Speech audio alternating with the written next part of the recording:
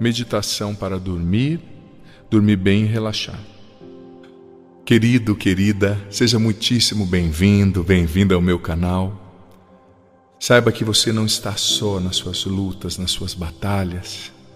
Deus está ao seu lado e com a força dele, com o poder dele, você é mais forte. Eu sei que não é fácil lidar com a insônia, com a mente acelerada, mas nesta meditação, para dormir bem, para desacelerar, o próprio Espírito Santo de Deus virá sobre você, sobre a sua mente, tirando toda a tensão, toda a agitação. Convido você a escrever também os seus pedidos, as suas intenções aqui nos comentários. Tomem sobre vocês o meu jugo e aprendam de mim, pois sou manso e humilde de coração, e vocês encontrarão descanso para as suas almas, pois o meu jugo é suave e o meu fardo é leve. Mateus 11, do 29 ao 30. Nesse momento de meditação, eu quero convidar você a procurar um lugar calmo, tranquilo, talvez no seu quarto, um lugar sem muitos ruídos. Se te ajudar, coloque um fone. E para começarmos essa meditação de desaceleração da mente para dormir bem, eu quero convidar você a, antes de tudo, fazer comigo esta oração. Repita depois de mim. Senhor Deus, eu te entrego toda a agitação da minha mente.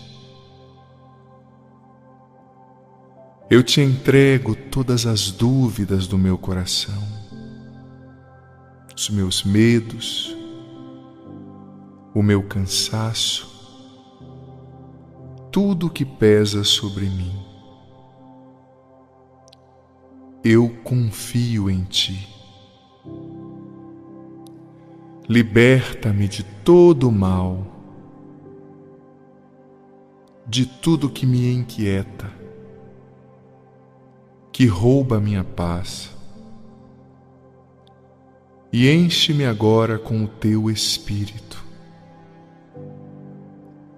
Eu confio em Ti. Amém.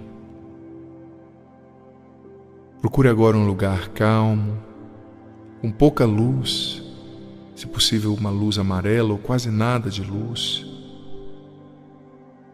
Se for possível você usar o fone, isso vai te ajudar. E nesse momento, eu te convido a fechar os seus olhos e a fazer uma viagem. Uma viagem para dentro de você, uma viagem acompanhado de Jesus. Para começar, eu convido você a fechar os seus olhos e a inspirar profundo, contando até 4, e depois expirar contando até 6. Você inspira pelo nariz e expira pela boca. Inspira contando até 4. 1, 2, 3, 4. Expira contando até 6. 1, 2, 3, 4, 5, 6. Mais uma vez, nós vamos fazer isso por 3 vezes. Vá tentando já, em meio a esse exercício de respiração, se esquecer das coisas que ficaram hoje no dia sem ser feitas. Foque-se aqui nesse momento.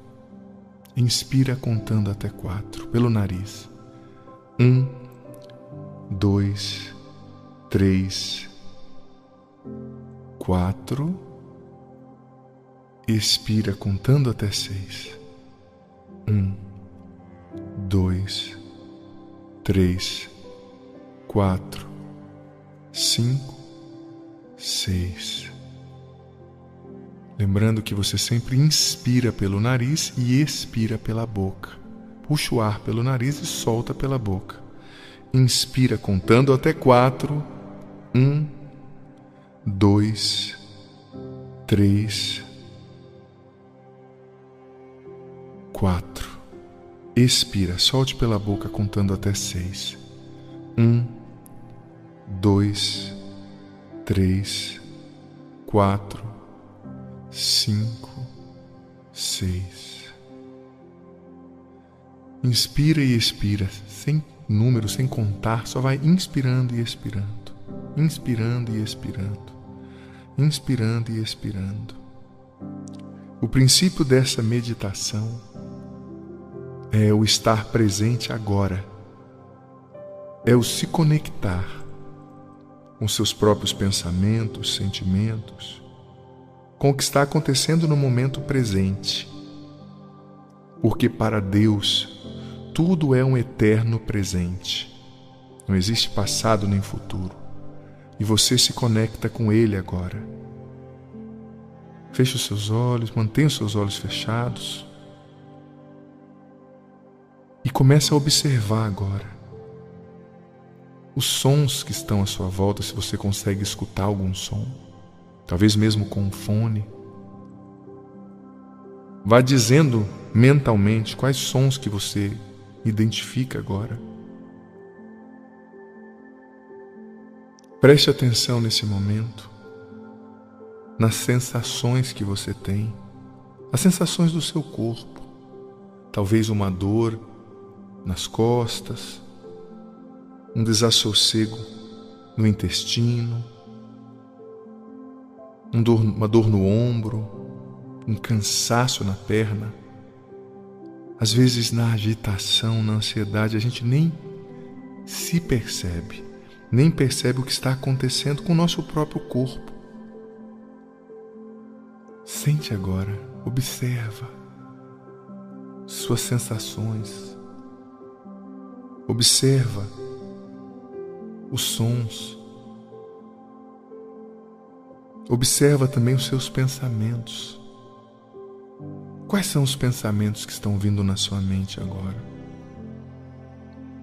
Não brigue com seus pensamentos, só os reconheça, somente os reconheça.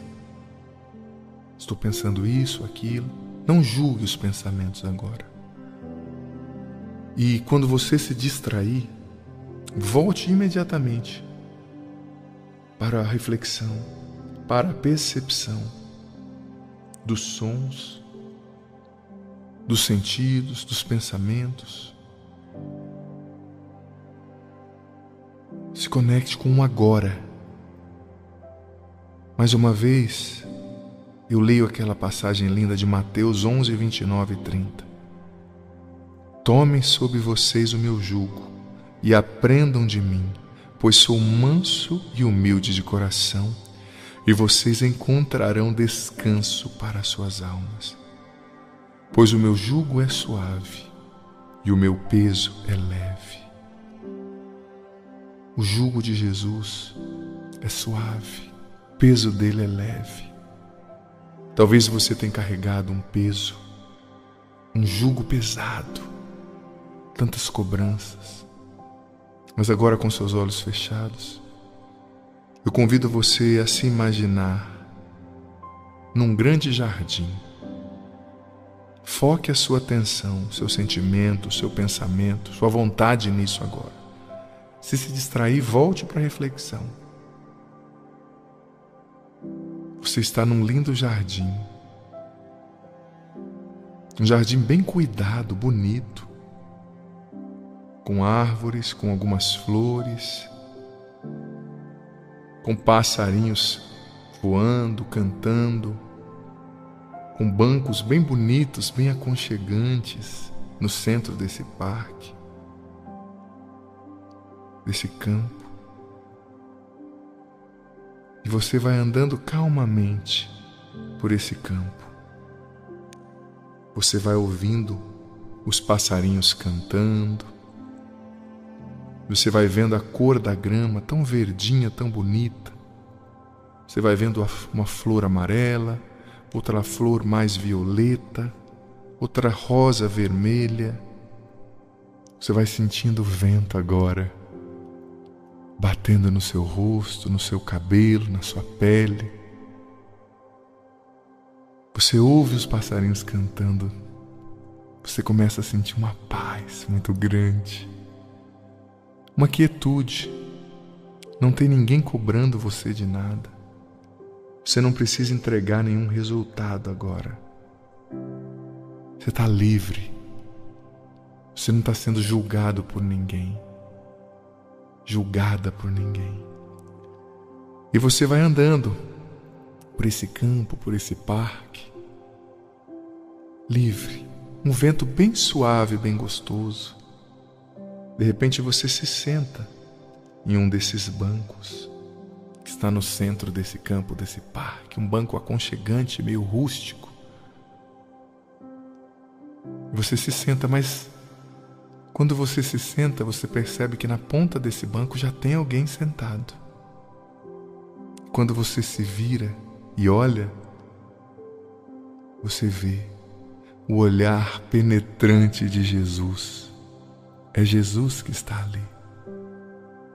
E ele chega mais perto de você, te olha com muito amor, com muita misericórdia, com muita compaixão, sem te julgar, sem te condenar, sem apontar o dedo para nenhum erro. Quanta paz vem desse olhar de Jesus. Quanta quietude vem desse sorriso. Quanta alegria vem dessa presença. Ele não está te condenando por seus pecados. Ele não está te reprovando por nada nesse momento. Ele só te olha com amor. Esse olhar de Jesus vai curando tanta coisa dentro de você. Jesus te diz: eu sei, meu filho, o que você tem passado. Eu sei, minha filha, o que você tem enfrentado. Eu tenho caminhado contigo todos os dias. Eu sei das cobranças. Eu sei dos fardos. Eu sei dos julgamentos, do cansaço, das imposições. Eu amo você. Eu sou o teu Senhor. Eu te dou o meu descanso, diz o Senhor. Você pode descansar em mim.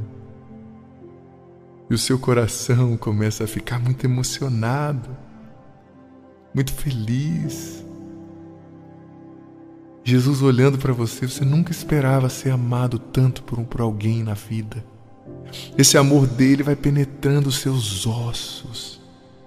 Talvez você que sofreu um abuso na sua infância, que nunca recebeu um elogio do pai, da mãe, ou que perdeu o pai e a mãe tão novo, tão nova.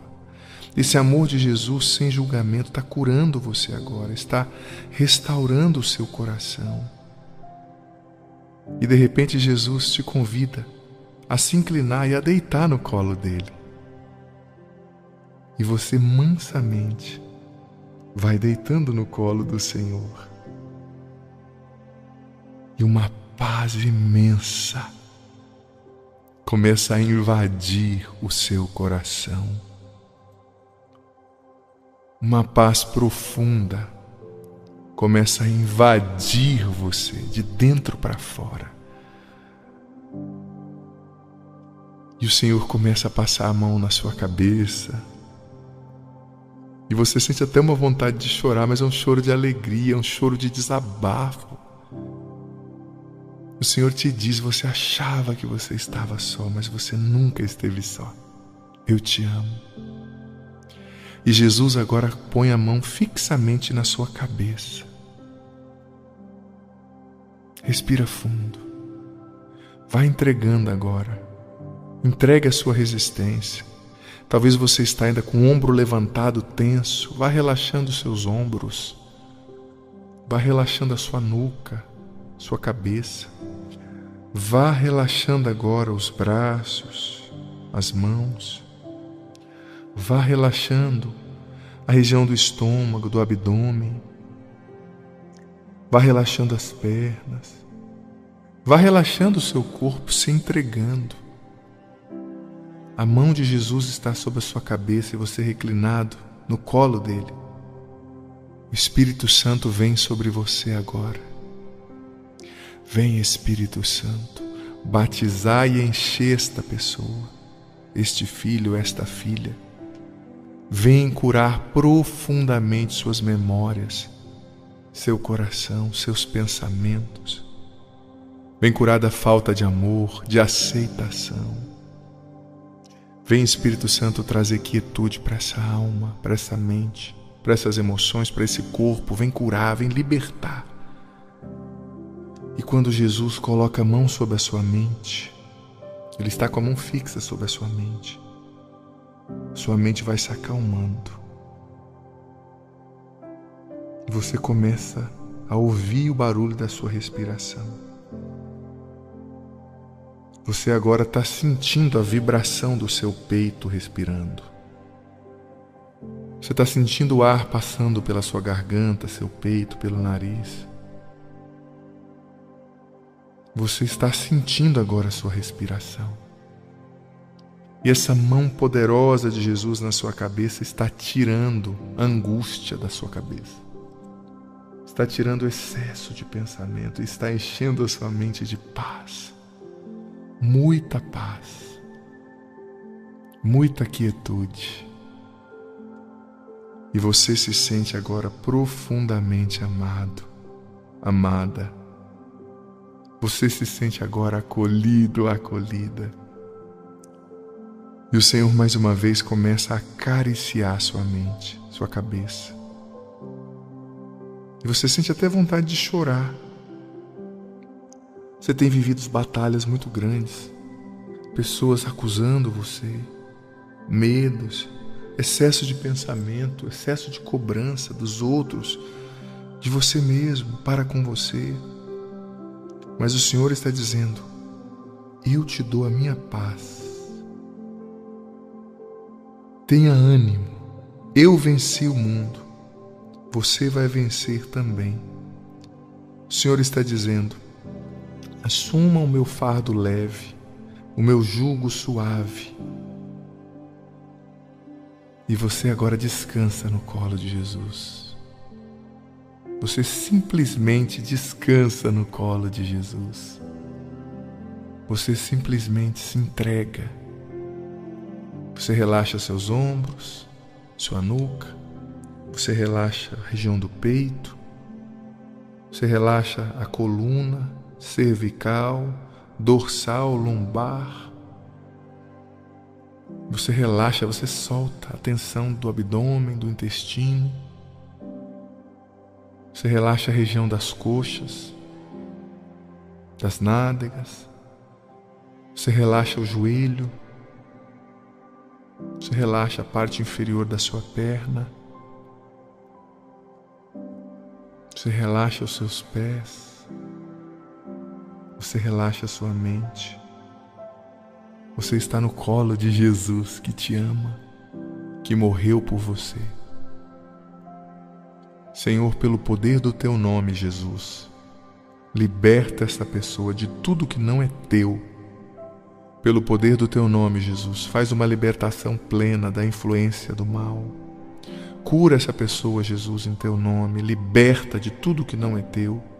Tira dessa mente, desse corpo, dessas emoções, tudo que não é teu, Jesus, em teu nome. Eu consagro essa pessoa a ti, Jesus Cristo.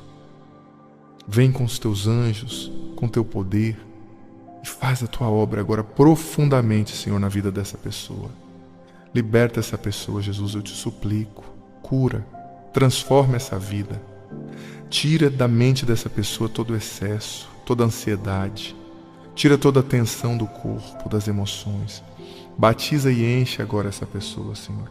com Teu Espírito Santo e com Teu amor, com a Tua presença, que ela não saia dessa oração da mesma forma, mas que o Senhor a transforme agora, Jesus, eu te imploro. Esconda essa pessoa nas Tuas santas chagas, para que o mal, para que os inimigos carnais e espirituais não a atinjam. Não a atinjam de forma alguma. Você vai respirando fundo novamente. E você vai se levantando ali do colo de Jesus, lentamente, lentamente. Jesus olha bem nos seus olhos agora, dá um beijo na sua testa e te diz: eu te escolhi e sempre estarei com você. Você fecha os olhos por um momento e você sente que o Senhor partiu dali, Ele não está mais ali, mas a presença dEle continua no seu coração. E com os olhos fechados ali nesse jardim, você vai inspirar 4 vezes pelo nariz, puxar o ar e expirar 6 vezes pela boca. Nós vamos fazer isso 3 vezes novamente, caminhando para o fim da nossa meditação, para dormir bem e relaxar. Inspira pelo nariz. 1, 2, 3, 4. Expira, solta o ar pela boca. 1, 2, 3, 4, 5, 6. Uma vez mais. Inspira, puxa o ar pelo nariz, contando até 4. 1, 2, 3, 4. E agora você vai expirar, soltar o ar pela boca, contando até 6. 1, 2, 3, 4, 5, 6. Uma última vez, inspira contando até 4 pelo nariz. 1, 2, 3, 4. Expira pelo nariz, soltando agora o ar pela boca. 1, 2, 3, 4, 5, 6. E você vai agora lentamente abrindo seus olhos, se reconectando com o mundo ao seu redor, se reconectando com o momento presente da sua vida. Tenha certeza que o Senhor tocou o seu coração, você não está só. O Senhor tocou você, Ele te ama e Ele vai abençoar a sua vida, o seu descanso. Não deixe de se inscrever no canal para você receber todas as orações que estão no canal do Padre Adriano Zandoná, na playlist das orações poderosas. Tem várias orações para ajudar você. Você as pode deixar tocando durante o dia no seu salão, no seu supermercado, na sua oficina, nem que seja baixinho, para abençoar e consagrar o ambiente a Deus. Orações pela libertação da ansiedade, pela cura da depressão, pela vida financeira, para encontrar a pessoa certa, para abençoar a casa, pela libertação dos males físicos, emocionais e espirituais. Muitas orações lá para abençoar você. Deixe aqui nos comentários os seus pedidos de oração. Bom descanso. Deus o abençoe. A abençoe.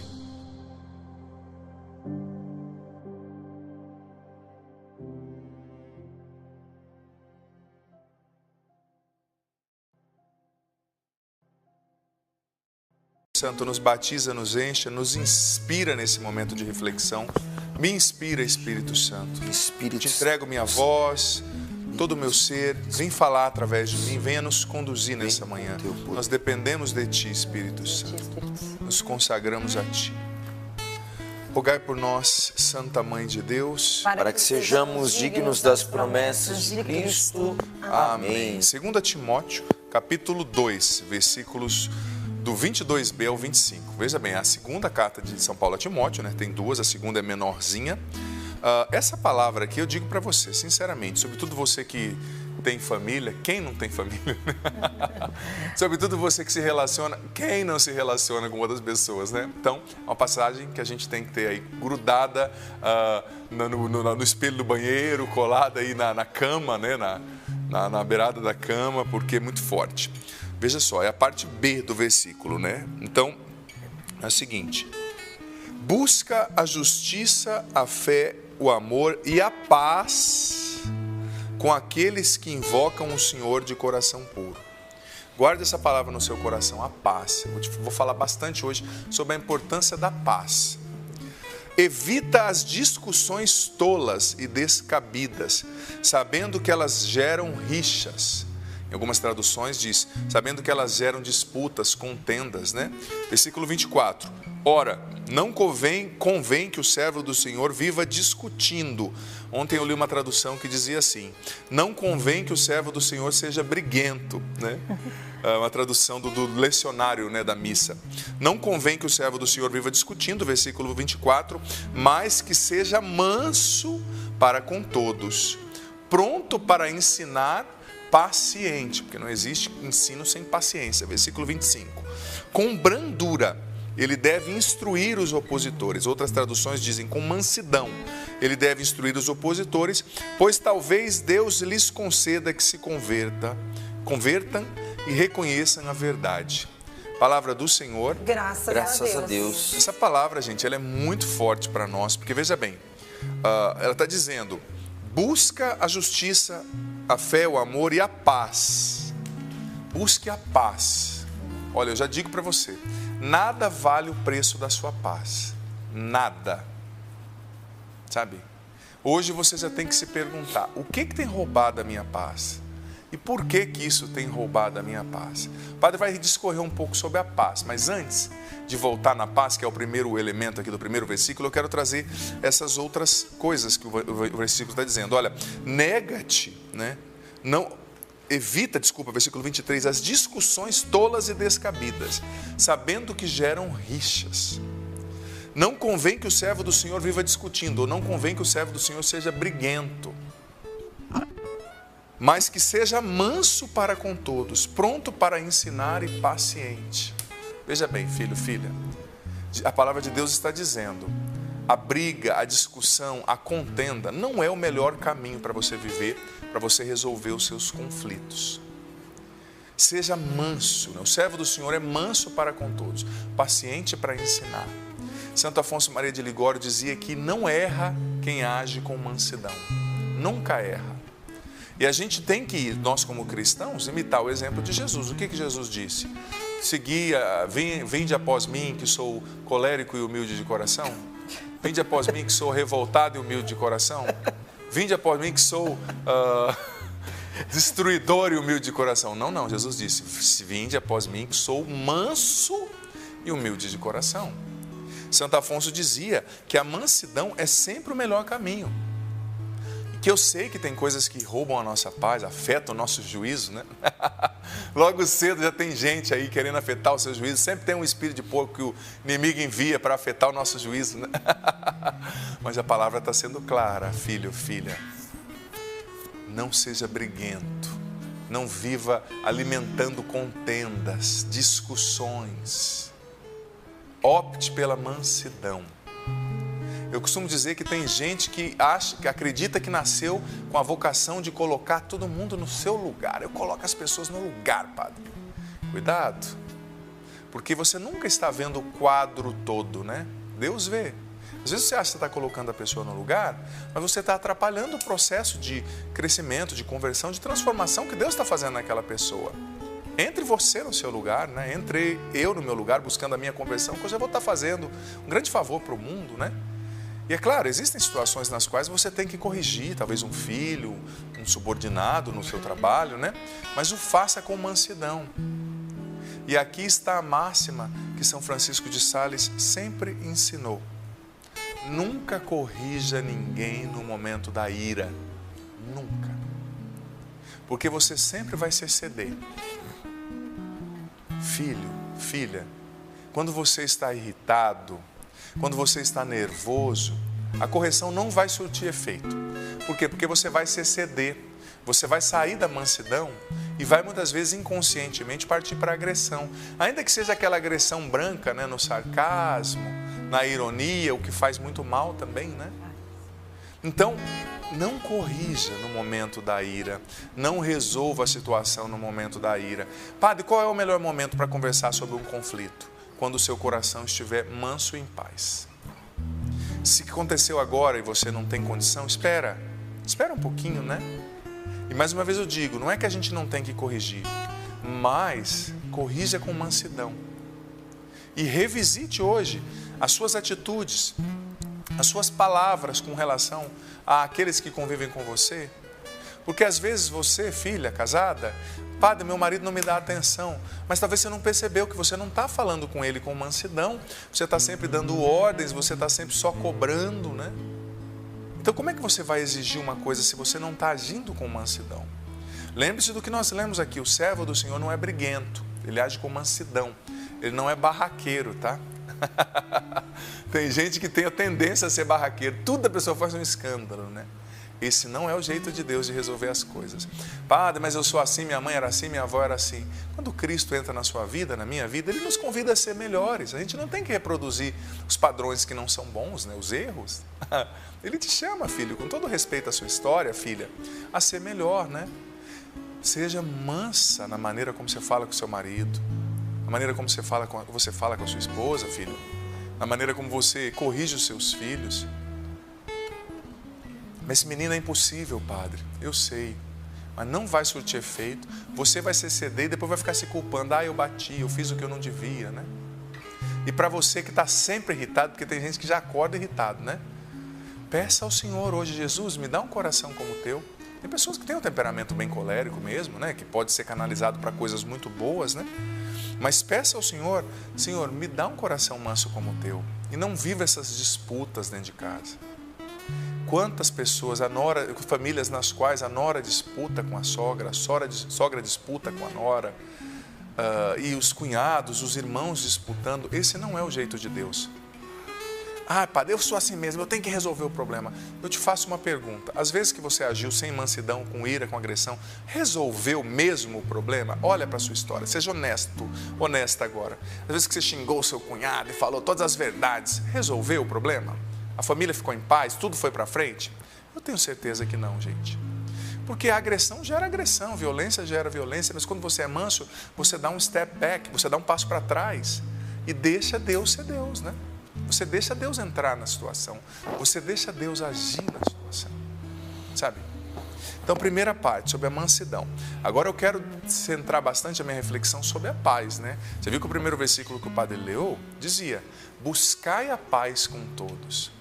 Gente, a paz é algo muito importante. Porque quando você perde a paz, uma pessoa irritada, por exemplo, nunca é uma pessoa sábia. Uma pessoa irritada, na irritação você não tem sabedoria. Porque a irritação, ela cega os seus olhos, ela cega a sua percepção. Você não analisa todos os ângulos da questão quando você está irritado. Você só vê aquilo que te irrita, você só vê o erro da pessoa, que não é só erro, a pessoa não é só erro. A pessoa tem coisas muito boas, mas na irritação, você é subtraído pelo negativo e você só consegue perceber aquilo que não é bom, sabe? Então é preciso manter a paz. E saiba de uma coisa, a paz não é uma decisão, a paz não é um sentimento. Eu estou em paz. Não. A paz é uma decisão. Guarde isso no teu coração. Filho, filha, a paz é a decisão de confiar em Deus em toda e qualquer situação. A paz é a decisão de aprender a lidar com as preocupações. Gente, não há utilidade na preocupação. E a partir da oração, do estudo da palavra, você vai aprendendo a lidar com a preocupação. Porque a preocupação não resolve o problema, ela só esgota você e rouba a sua energia. Eu gosto daquela imagem que preocupação é como quando você passa um dia numa cadeira de balanço. Você se move o dia inteiro, mas não sai do lugar. Já fez a experiência de ficar numa cadeira de balanço? Os mais novinhos que não sabem o que é isso, o tio explica, tá? Era uma cadeira que ficava assim balançando. Hoje em dia não vê mais, a gurizada não vê mais, né? Ficava balançando. É muito gostoso. Você ficar ali por uns 15 minutos, né? Mas você ficar o dia inteiro numa cadeira de balanço, você está movendo, está gastando um pouco de energia, mas você não sai do lugar. Né? A preocupação é isso, né? A preocupação vai roubando a nossa energia. E a preocupação é a principal inimiga da nossa paz. Porque a preocupação, ela rouba a sua paz. Ela vai roubando a sua quietude de alma. E, ai padre, eu não tenho paz porque eu tenho muito problema. Filho, filha, aí que você se engana. A virtude está em saber manter a paz do coração, mesmo em meio aos problemas. Se você olha o livro do Êxodo, por exemplo, o pior momento da vida do povo de Israel e de Moisés foi quando eles estavam encurralados entre o exército do faraó e o Mar Vermelho. Que situação horrível! Um mar de um lado e um exército sedento de te matar, né, de te destruir, forte, o maior exército da época, vindo para te perseguir. Mas o que Deus disse a Moisés naquele momento? Você e o povo, fiquem em paz, e eu combaterei por vós. Está lá no livro do Êxodo, capítulo 20. Fiquem em paz que eu combaterei por vós. Diante da maior tempestade da sua vida, o que você pode fazer é manter a sua paz e deixar Deus combater por você. Claro, fazendo o que só você pode fazer, mas confiando em Deus, mantendo o foco em Deus. E você pode se perguntar hoje, o que rouba a sua paz? O que tem minado a sua paz? É a preocupação? Tem gente que tem a tendência a ser muito exagerada na preocupação, né? Às vezes o filho vai fazer uma viagem, ai, cuidado filho, você vai perto do rio, pode cair um jacaré, pode vir te engolir. Meu Deus do céu, né? Relaxa. E se tiver acontecido uma coisa ruim, gente, vai acontecer. Um acidente, às vezes acontece. Mas não é você se preocupar que vai impedir o acidente de acontecer. E mais, né? É preciso confiar em Deus e lutar para fazer a nossa parte, que da nossa parte nós não provoquemos o acidente, né? Mas viver a vida, desencanar com as coisas, né? O que rouba a sua paz? Pensa aí por um minuto. Eu percebo, por exemplo, que quando eu estou muito apressado, eu perco a paz. Então eu tenho percebido que eu tenho que dar uma segurada, né? Dar uma seguradinha para sempre acalmar, fazer as coisas aos poucos. Sempre acalmar o meu coração. Porque quando eu entro nessa agitação, eu percebo que isso vai roubando a minha paz. Essa é a minha experiência. Qual é a sua, né? Talvez você percebe que quando você entra naquela discussão, por exemplo, você discutiu com seu marido, não, padre, porque ele está errado, ele tem que ver. Só que você discutiu porque você está certa em falar, mas você ficou o dia inteiro sem paz. Não resolve. Eu penso que a correção, ela precisa ser muito assertiva. Muito assertiva. Por exemplo, você tem que corrigir alguém, tem que conversar com o marido, procura um momento de paz, de mansidão, senta e conversa sobre aquilo naqueles 15 minutos e vai para frente. Vai para frente. Acabou. Porque se você não faz isso, você vai ficar 24 horas por um mês falando, você não jogou lixo, você olhou para a vizinha, você gastou a mais. Senta de uma vez e fala e acabou. Porque senão a gente fica remoendo, né? Isso é muito ruim. Então o que rouba a sua paz? É esse remoer, é esse ficar preso às situações. E você sabe que, biblicamente, existem 3 dimensões nas quais a gente precisa manter a paz, né?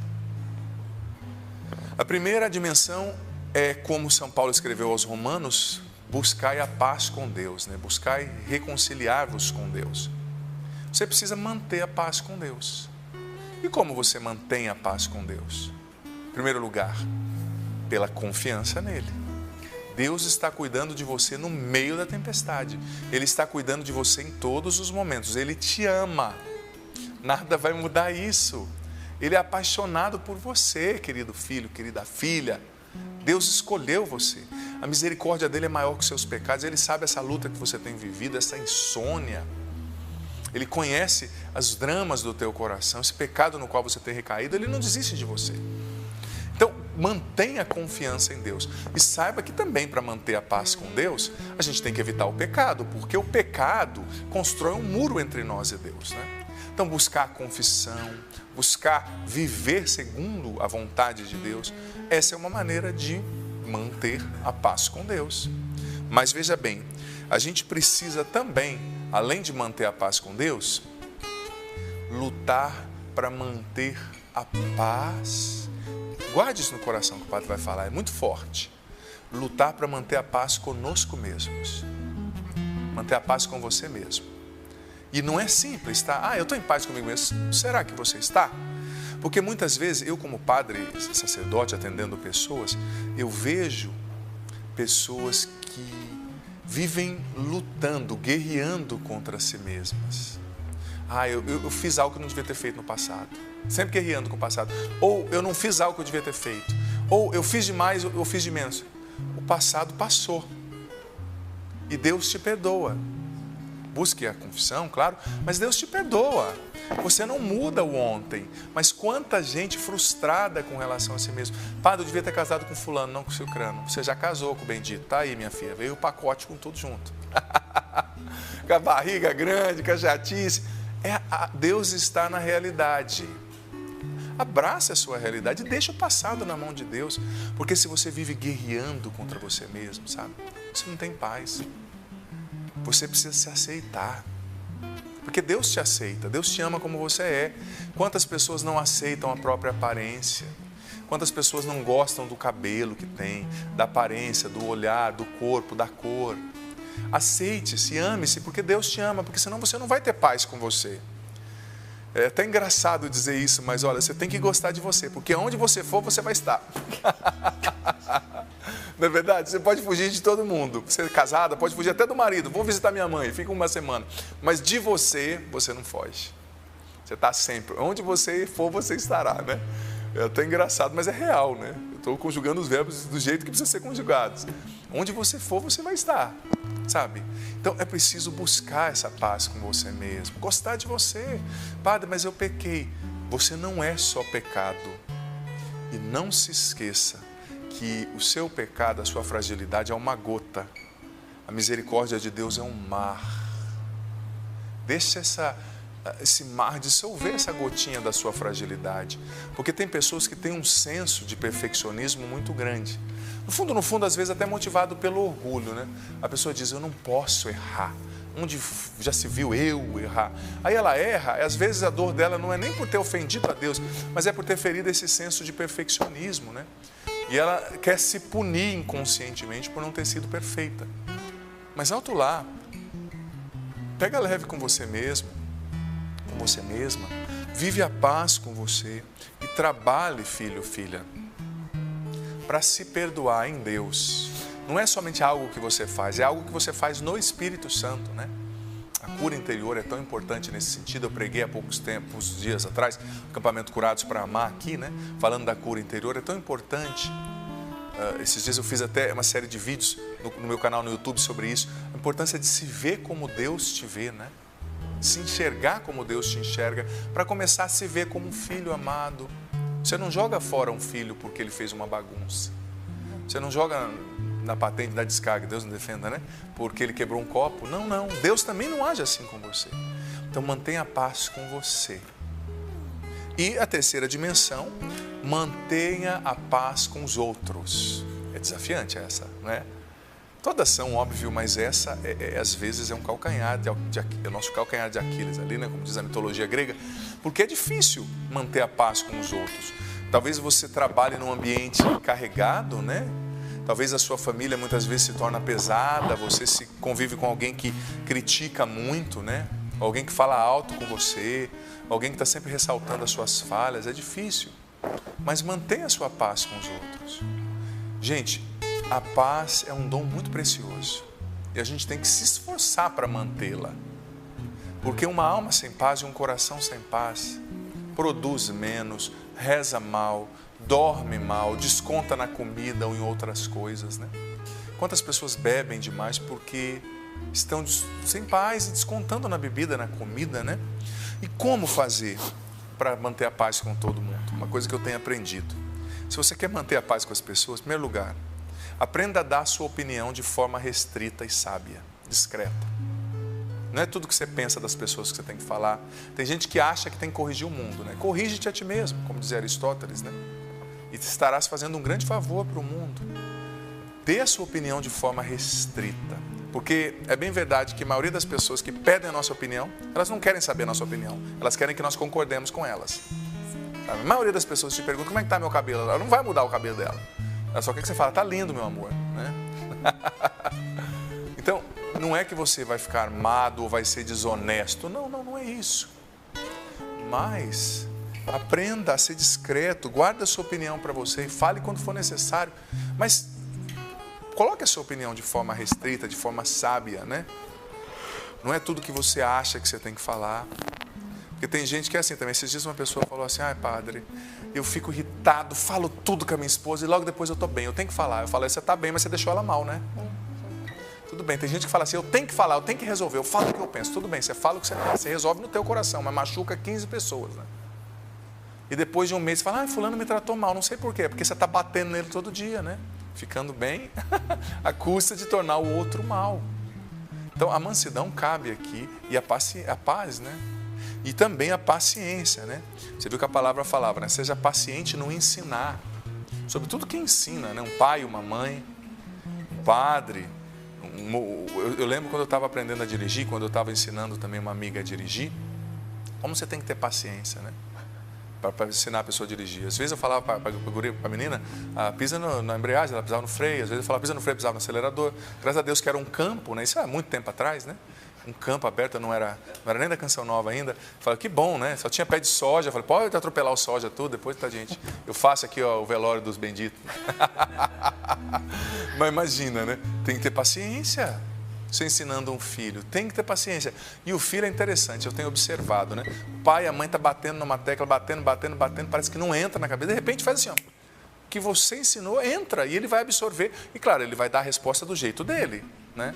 Com o temperamento dele, com a geração dele, a faixa etária dele que é outra, né?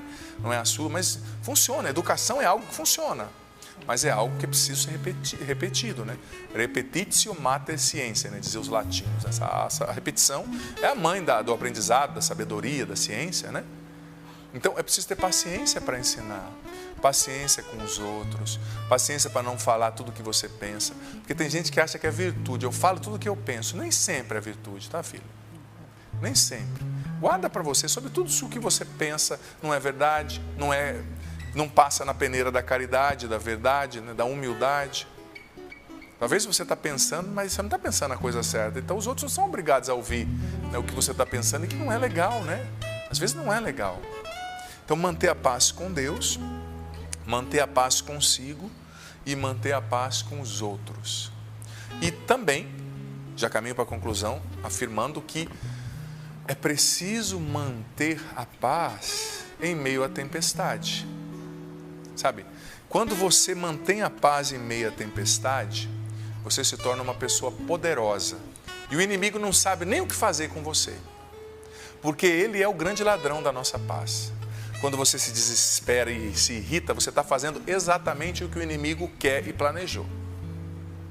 E eu digo para você, as tempestades vão vir, elas virão. Umas são curtas, outras longas. Umas mais intensas, outras mais fracas, outras imprevistas, não previstas. Você está no mar e vem a tempestade. Mas é no meio da tempestade que você tem, que eu tenho, que manter o nosso foco, meu foco em Deus e a minha paz. Porque tem gente que acha que só vai ter paz na sexta-feira à tarde, no domingo, no feriado, nas férias, quando vem o pagamento. Estou em paz, padre, agora eu vou gastar, torrar tudo. Dura um dia e meio e está lá, olha no saldo da conta, 1,50. Acontece, né? Calma, não é só no dia do pagamento, das férias e no domingo, no feriado que você tem que ter paz, é todo dia. E como você mantém a paz todo dia? Em primeiro lugar, uma coisa essencial para que você mantenha a paz, a oração. Ninguém tem paz se não reza. Quem não reza não tem paz. Pode ter momentos de calma, mas não tem paz. Porque a paz é algo que vem de dentro, que só Deus dá. Paz é fruto de uma vida de oração. Paz é fruto de uma vida com Deus. Outra coisa que mantém a sua paz, o silêncio. Como eu falei, dê a sua opinião de forma restrita. Não fale de tudo que você pensa, que você acha, que você quer. Às vezes, o seu silêncio vai ser um ouro que vai manter a preciosidade da sua paz, né? Importante. Outra coisa que te ajuda demais a manter a paz, contato com a palavra de Deus, a leitura da palavra de Deus. Porque é muito importante, porque tem gente que não lê a Bíblia, mas fica vendo série, fica lendo tanta coisa e tendo a consciência deformada por coisas. Estou dizendo que toda série é ruim, óbvio, mas existem séries que trabalham com valores que são contrários ao Evangelho, que são contrários ao Deus da paz, e literaturas e novelas, e você está se alimentando só daquilo e não lê a palavra. Como é que você quer pensar como Deus se você não se alimenta de Deus, né? Então, às vezes, é bom dar um passinho para trás e começar a ler mais a palavra. Isso molda a sua mente, a sua consciência para você ser uma pessoa de paz, para você seguir o Deus da paz, né? Importantíssimo, contato diário, estudo bíblico diariamente, para manter a sua paz, né? Uma outra coisa que o padre pode citar aqui como um conselho precioso para você manter a sua paz: evite conflitos desnecessários. O sábio, a sábia, ele escolhe muito bem as guerras que ele tem que lutar, porque não é toda guerra que você tem que lutar, nem toda guerra é tua, nem toda batalha é tua. Então escolha bem as guerras que você tem que lutar. Porque se você for entrar em toda a guerra, veja bem, você vai perder a sua munição, né? Você vai levar muito tiro e chega uma hora que chegar a guerra verdadeiramente digna e necessária, você não tem mais energia. Você já gastou antes, né? Não fuja das guerras que você tem que lutar, né? Esses dias eu estava fazendo um estudo da armadura do cristão, Efésios 6, eu achei tão interessante, não sei se os irmãos já perceberam, que São Paulo fala de várias vestimentas para o corpo, o escudo, a couraça e tal, mas São Paulo não fala de nenhuma proteção para as costas. Por quê? Porque Deus não espera que os seus filhos fujam da batalha. Se a batalha está ali, você tem que enfrentar. Nenhuma proteção para as costas. Por quê? Porque o cristão vai de frente. Ele enfrenta, né? Enfrentar, no prefixo en, enfrentar já quer dizer, eu vou bater de frente, vou enfrentar a batalha que eu preciso enfrentar. Se você precisa enfrentar, vai com tudo. Mas escolha bem as guerras que você tem que lutar. Não é toda guerra, filho, filha, que você tem que lutar. Não é. E muitas vezes a gente perde a paz porque nós entramos em conflitos desnecessários. Nós entramos em conflitos que não são nossos. E nós entramos em conflitos que não valem a pena. E às vezes, por exemplo, quem vai ficando mais velho, eu gosto muito de conversar com pessoas mais velhas, né? Idosos que souberam aprender com a vida também, né? Porque tem pessoas às vezes que envelhecem e não amadurecem, acontece também, né? Tem 80 anos e comportamento de 15. Mas é tão gostoso você conversar, eu gosto muito de conversar com padres mais velhos, por exemplo, eu sou sacerdote, né? E às vezes você conversa com um padre de 80, 70 anos, né? Você vê que é uma pessoa experimentada, que ele já entendeu quais são as lutas que ele precisa viver, as lutas que ele precisa enfrentar.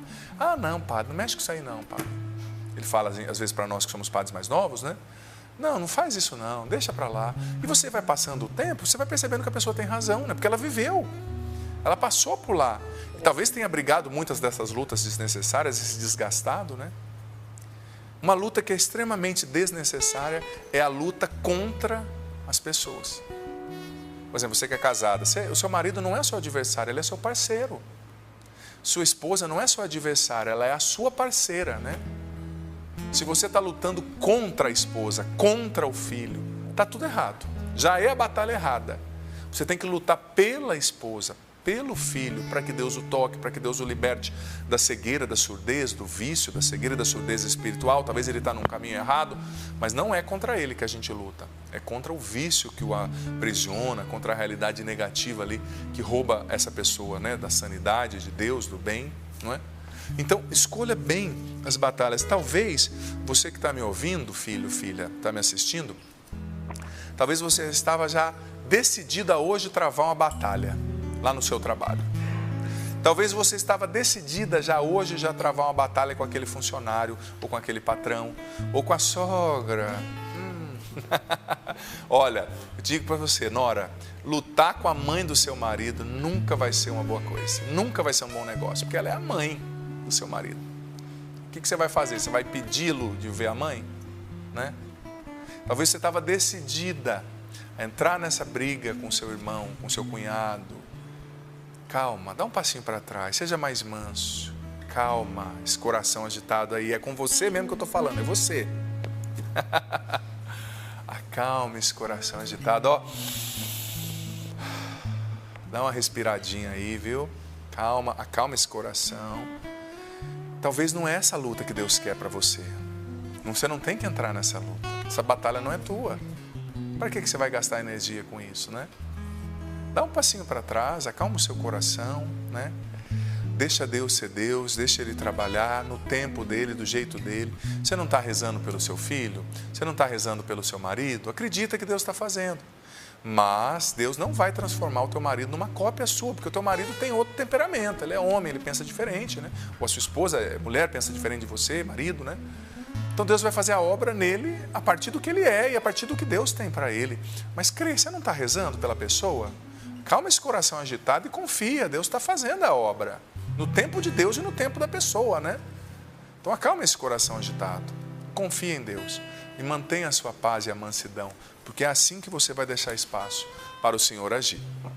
Senhor, muito obrigado por essa palavra tão abençoada nessa manhã.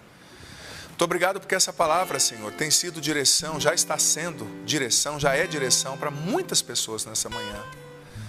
Obrigado porque o Senhor está desarmando muitos corações. A imagem que me vinha era de uma bomba relógio sendo desarmada.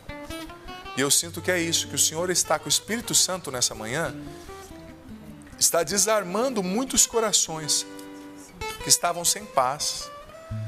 Corações dispostos a assumirem guerras erradas, batalhas que não eram suas.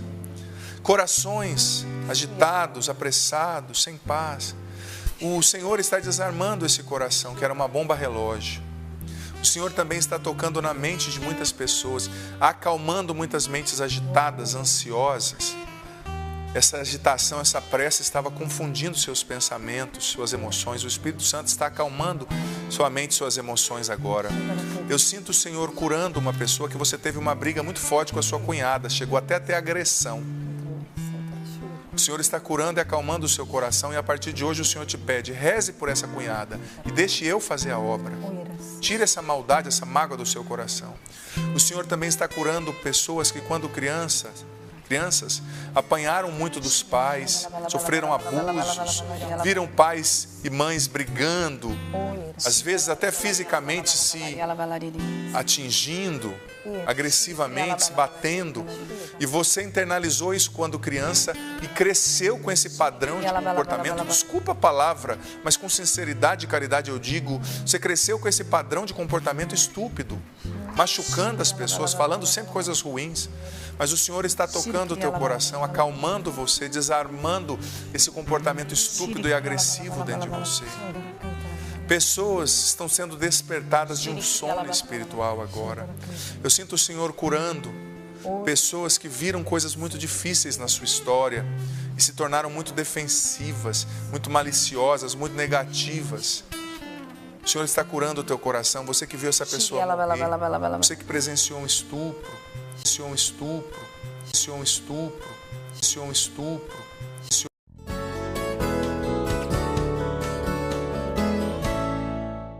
Enfim, faltam poucos dias para o ano novo.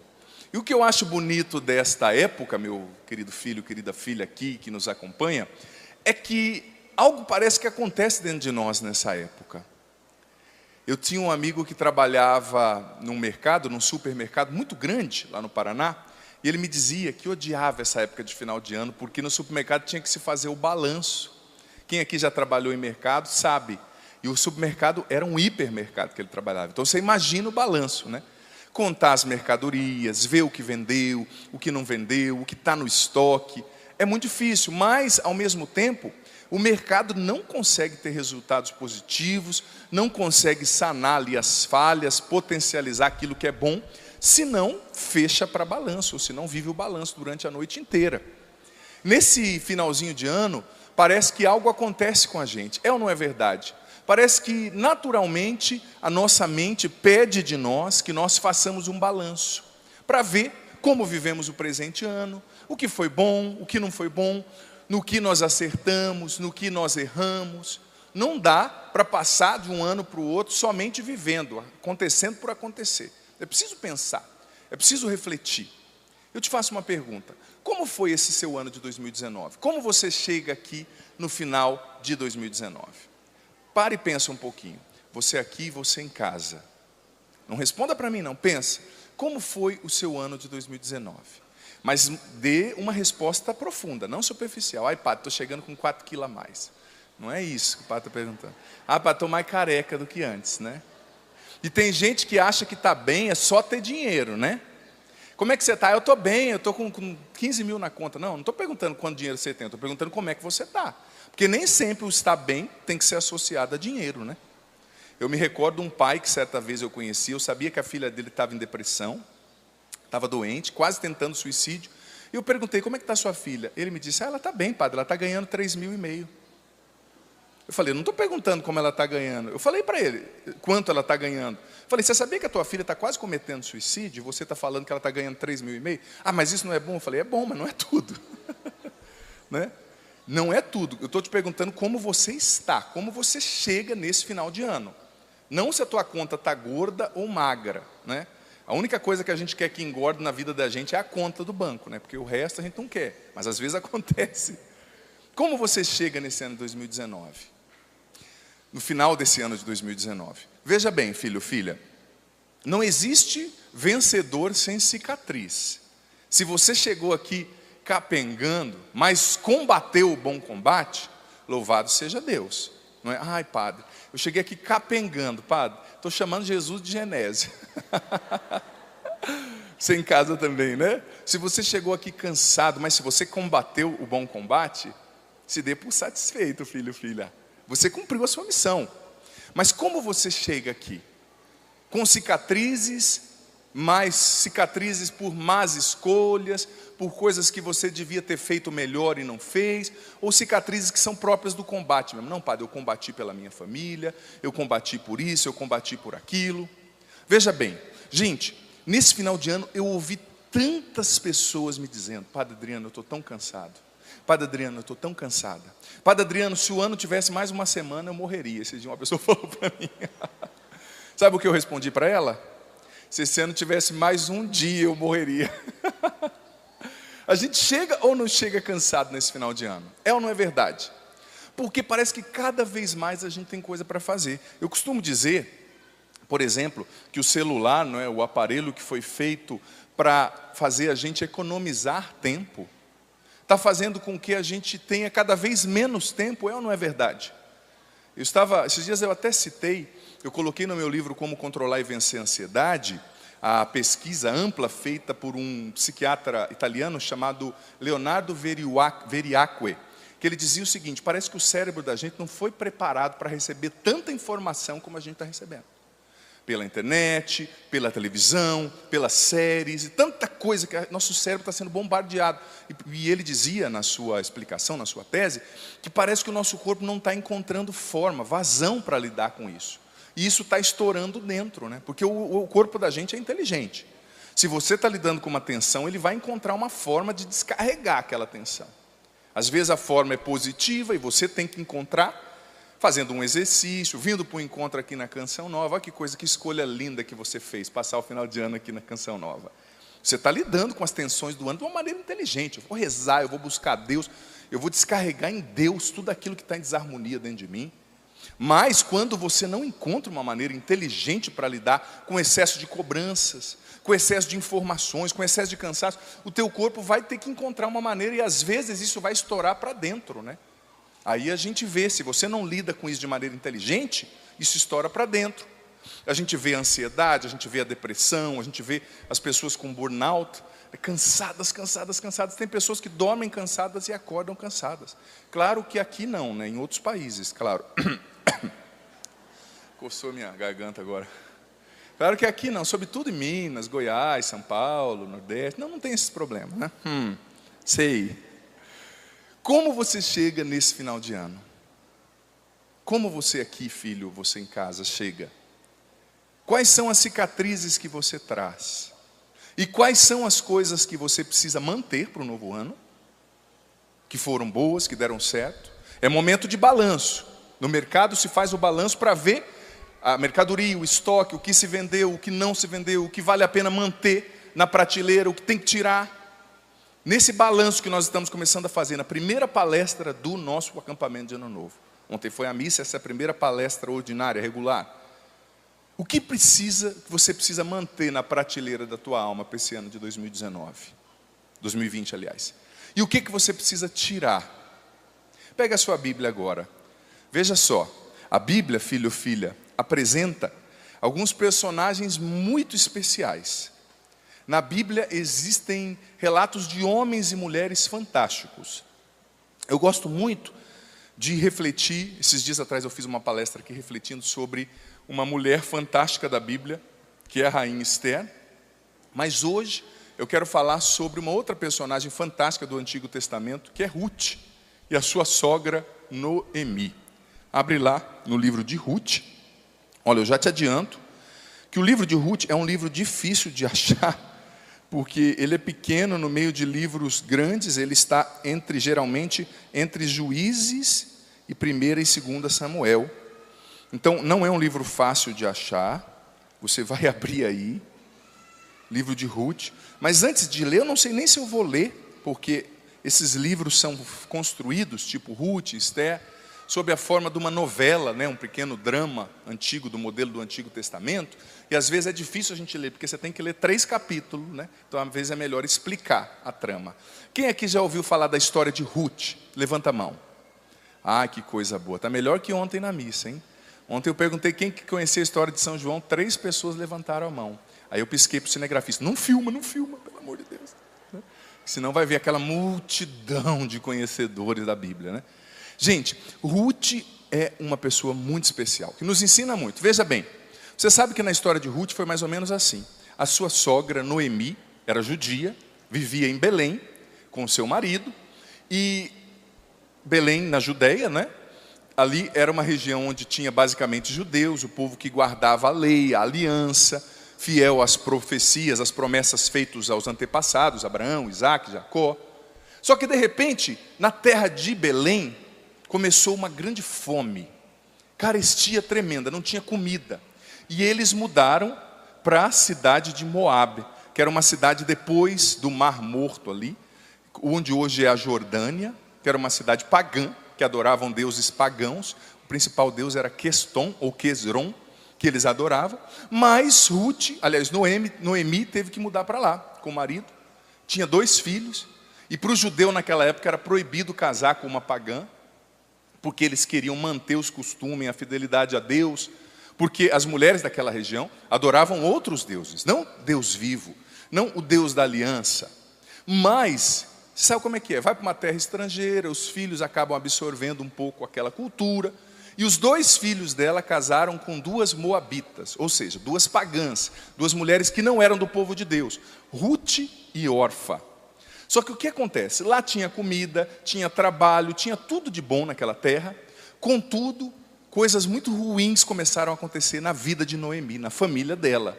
Primeiro, ela ficou viúva, o marido morreu. E naquela época era uma sociedade muito machista, então uma mulher viúva era muito difícil, né? Ela se sentia muito desamparada, desprotegida. Mas ela ainda tinha os 2 filhos, as 2 noras ali pertinho, as famílias cresciam juntas. Mas depois de alguns anos, os 2 filhos morreram. Imagina a dor no coração dessa mãe, da Noemi. A única que sobrou. Os 2 filhos morreram, o marido morreu.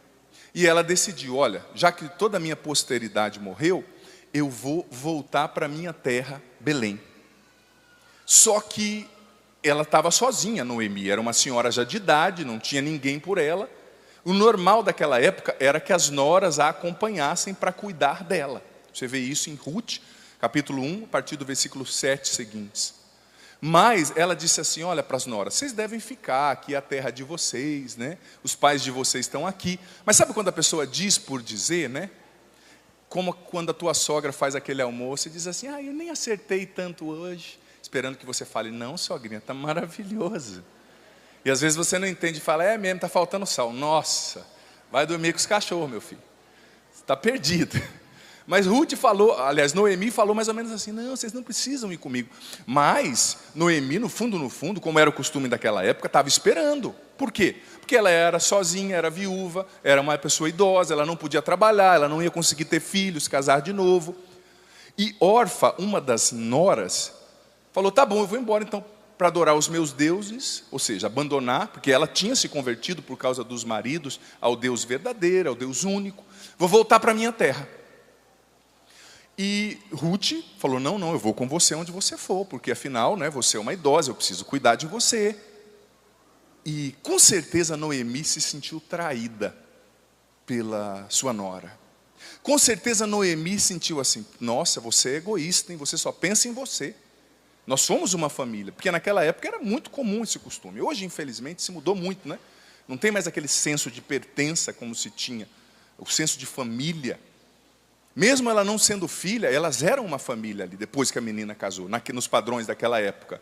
Mas Orfa decidiu: eu vou ficar então, você vai embora. E com certeza Noemi se sentiu desapontada, gente. Mas sabe o que Noemi fez? Deu um beijo de adeus em Orfa, falou: vai com Deus, e seguiu o seu caminho.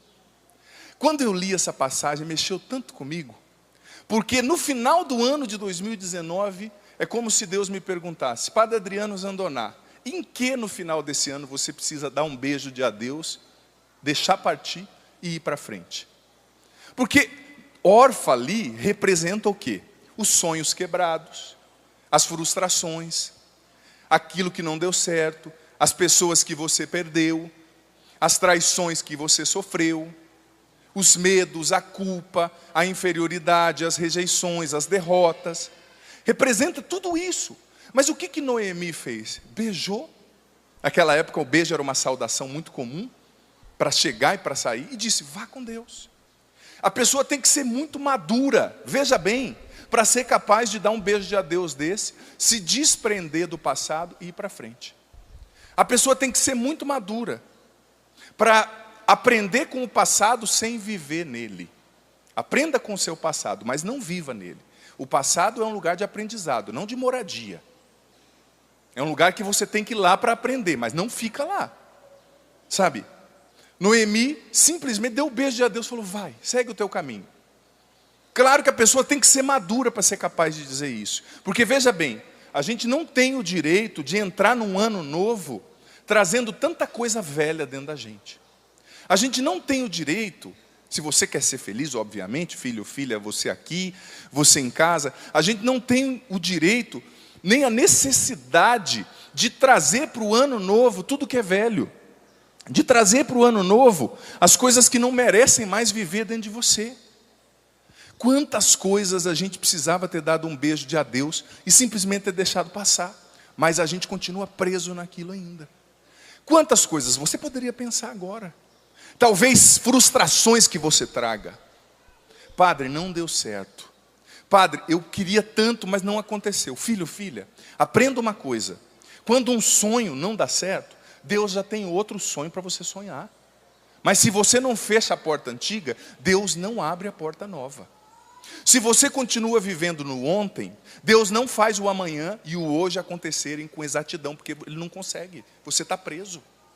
Outro exemplo fantástico, o profeta Natã, no livro de Reis, conta a história que Natã passou anos doutrinando, ensinando, formando Saul para ser o grande rei de Israel.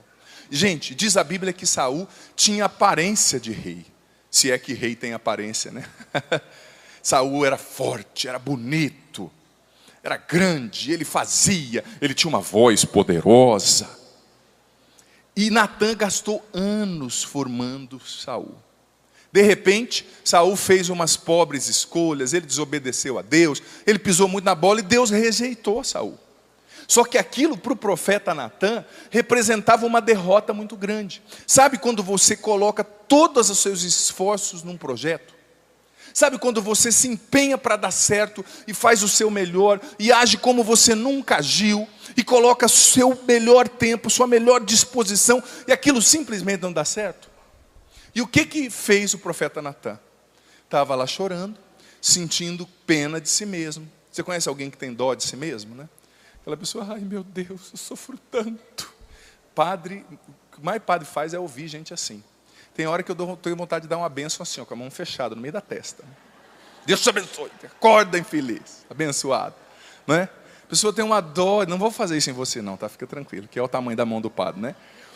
Mas a pessoa começa a ter dó de si mesmo. Ai, padre. Tem gente que já chega assim de você. Você conhece uma pessoa vitimista pela respiração, né? Ela... Que nem um amigo meu flamenguista esses dias. Eu falei: calma, rapaz, ano que vem o Flamengo ganha o Mundial. Deixa passar. Brincadeira, viu, flamenguista? Tem um flamenguista aqui na frente, né? Mas ganhou muita coisa esse ano, né? Tá bom já, né? Tá bom. Também não dá para ganhar tudo, né? Eu não falo nada com o meu time, ó, tá ruim. Mas enfim, Natan estava lá, ai meu Deus, eu investi anos nesse projeto. Eu formei Saul como meu filho, Padre. Eu não merecia isso. Sabe o que Deus disse para Natan? Até quando você vai ficar chorando por Saul? Levanta, enche o teu chifre de óleo e vai a Belém, que eu vou te mostrar um novo rei que você vai ungir. Ou seja, Deus falou para ele, para de chorar pelo sonho que não deu certo, para de chorar pela porta que se fechou, e levanta agora e caminha, porque eu tenho um novo sonho para você. Eu tenho um novo rei para você ungir. E ele ungiu simplesmente Davi, que foi e é o maior rei de todos os tempos.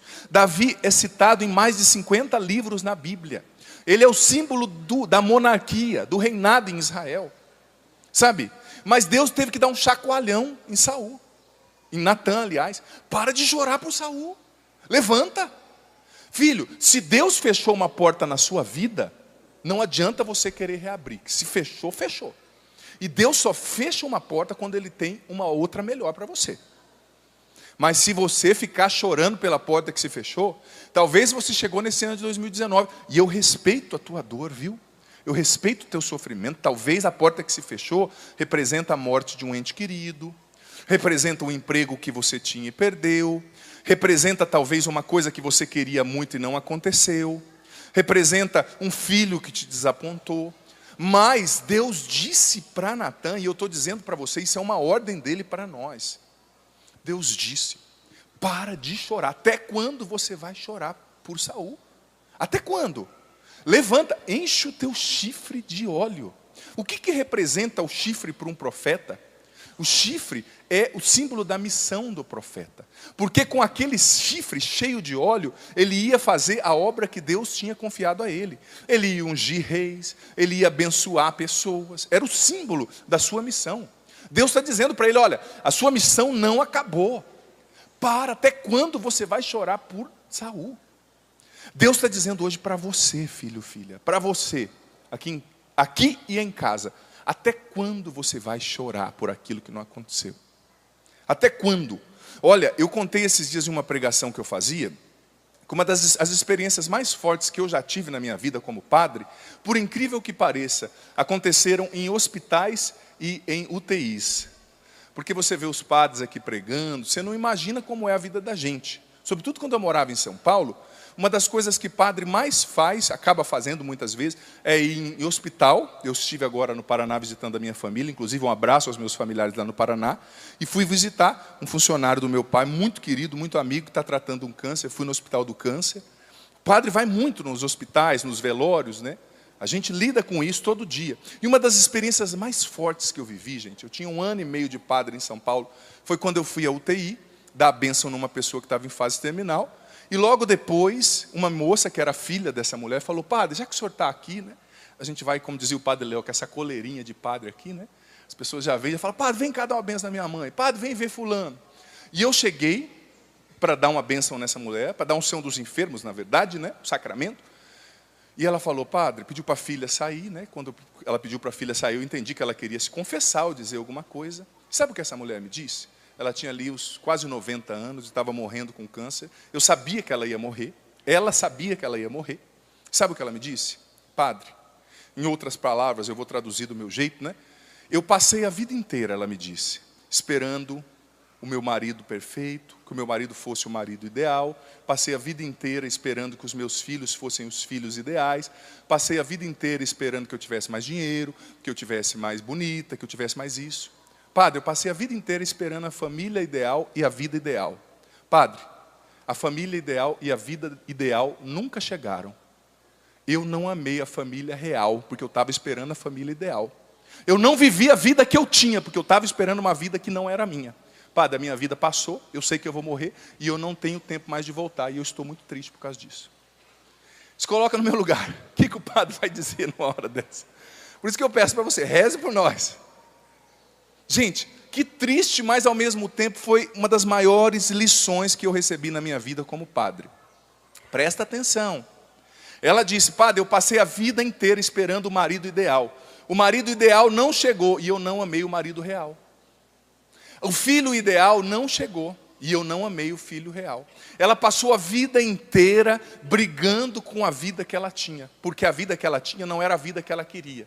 Só que a vida que ela queria era a vida ideal, que só estava na ideia. E a vida que ela tinha era a vida real, era a vida verdadeira. A vida real passou, a ideal não chegou e agora era o momento dela se despedir desse mundo. Eu fiz uma oração por ela, abençoei, e depois de poucas horas ela faleceu. Mas olha, com certeza essa mulher caiu em si antes de falecer, sabe? Pelo menos ela conseguiu ali se emendar, mas eu não desejo isso para você, filho, filha. Olha, você que está em casa acompanhando o padre, a tua vida está passando agora. Para de esperar o marido ideal, a vida ideal, a família ideal. Ama a vida que você tem hoje, a família, o marido, os filhos que você tem hoje, porque eles são os reais, são os únicos. E a vida está passando, saiba disso. A vida está passando. Você pode estar dizendo: padre, é que você não conhece aquela coisa que está lá em casa, padre. Meu Deus do céu, padre. O Tião, padre, a única coisa que cresce nele é os defeitos e a barriga. Padre do céu. E além de tudo ele põe defeito na minha comida, não lava a louça. Tem gente que além de não lavar a louça, sempre faz a louça aumentar, né? Bebe um copo, deixa lá. E às vezes, claro que não tem nenhum marido assim aqui. Esse aqui mesmo, aquele marido ali que eu estou vendo, ó, a mulher falou que ele lava o banheiro todo dia cedo para ela. Deixa eu tomar água, que eu engasguei aqui. Sei. Mas ó, veja bem, essa reflexão... Dou um pouco de água Canção Nova aqui. Como diz o sapo, mata a sede e lava a alma. Essa reflexão cabe muito bem para esse momento do ano. Para qualquer momento, claro, mas sobretudo para esse. Talvez você está como Natan, como essa mulher, chorando. Ai, padre, mas não era esse casamento que eu queria, mas é esse casamento que você tem. O que você vai fazer com ele? O que você vai fazer? Padre, não era esse corpo que eu queria. Deixa de ser besta. Seja feliz por estar vivo e respirando. E come menos se você quer emagrecer. Pelo amor de Deus. Come menos, mas para de reclamar. Sabe como a gente tem uma facilidade de botar defeito em tudo. Sabe, mais uma vez eu digo, talvez o casamento que você tenha não é o casamento que você queria, mas é o casamento que você tem. Luta por ele, luta pela vida que você tem. Talvez você esteja me acompanhando agora com câncer no hospital, ou numa cadeia. Essa é a vida que você tem. Luta com as armas que você tem. Deus está dizendo para você, como disse para Natan: até quando você vai ficar chorando pelo que não deu certo?